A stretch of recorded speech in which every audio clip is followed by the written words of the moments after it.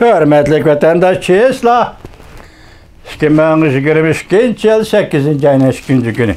Hazır aldırab tahlil qilib o'tdik o'zimizni ani. Endi xabarning o'zi keling.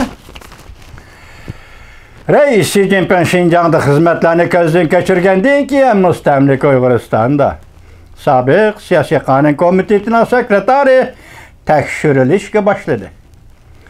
Mavzuli xabar 8. ayning 2. kuni Jungo'ga nazar tor betida e'lon qilindi. Xabar bunday boshlandi.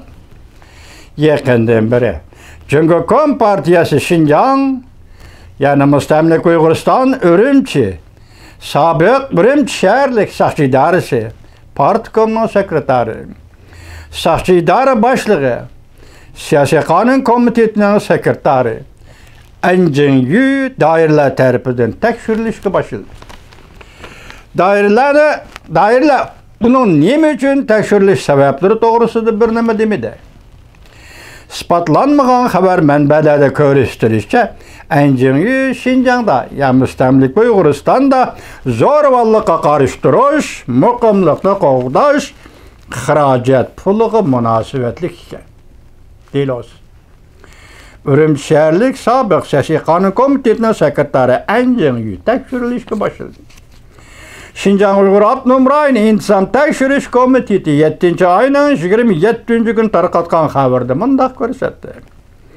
Anjing Yu'ning delosi intizomga eg'ir xiloflik qilishga berib ketilganlikdan Şinjan Uyghur Abnum Rayoni İntizam Tekshirish Komitetining tekshirish va taftishning tekshirishini qabul qildi. Futurishda Anjing Yu'ni tekshirishning konkret sabablari to'g'risida bir narsa demadi. Anjing Yu 1963 yılı 10. ayda Xibey өлkəsində Qingyuan nahisida tug'ilgan. Ko'rang, Xibeylik Xitoy kelib, Urumchida Uyg'urni boshqaryapti degan. Shuningdek, Şinjan'da mustamlik Uyg'uristonda ko'chman bo'lib kelib hayotini boshlagan. 2001 yılı 3. aydan boshlab Urumchi shahar Yangi shahar partkomiga muavin sekretar bo'lgan. 2017 yılı 4. ayda Anjing Yu Urumchi shaharlik partkomning muavin sekretari, qo'shimcha siyosiy qonun komitetining sekretari bo'lgan. Yana boshqa ming xuyi to'ri munda xabar qildi. Ma xabarga diqqat qiling, bir abzas.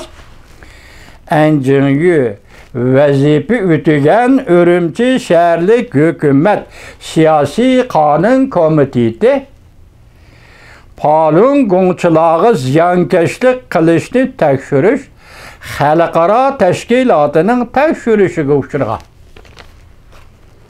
Urumchida Falun Gongchilar nima qiladi?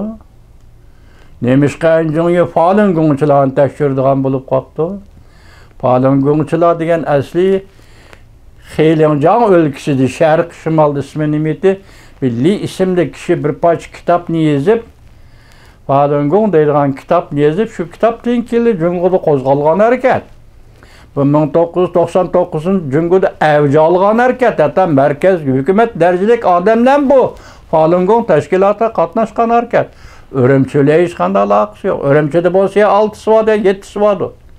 Buni alohida deyilov sifatida xalqaro jamiyatdan kelib, Urumchi tekshirishning nima zaruriyati bor? Chataqnada ma xabarni xato bergan gap. Bu xalqaro tekshirish guruhi Falun Gong uchun Urumchi siyosiy qonun komitetining mudiri bo'lgan Anjing Yu'ni tekshirgan emas. Uyg'urlarni qirg'in qilish, Uyg'urlarni tutqun qilish, Uyg'urlarni etnik tozalash jarayonida sen nima xatoni qilding deb xalqaro jamiyatning tekshirish tashkiloti Anjing Yu'ni tekshirganga siz bilan bizga noma'lum o'tadi. Bu ishlar siz bilan bizga noma'lum. Biz to'liq bilib ketmaymiz bu sohada, ne? Demak, bu yerda Falun Gongni nazarda chiqarib o'tgan Uyg'ur masalasi bilan xalqaro jamiyatning tekshirishiga uchragan Anjing Yu desangiz, bugun Anjing Yu'ning nima uchun sapdan tushib qolganligi, nima uchun tekshirishga obyekti aylanib qolganligi bu sizning kallangizda ayon bo'ladi deyman vatanda. Xalqaro tashkilotning tekshirishiga uchragan Anjing Yu 2015 yılı 4. ayda Urumchi shaharlik partkom daimiy komiteti g'azab bo'lgan.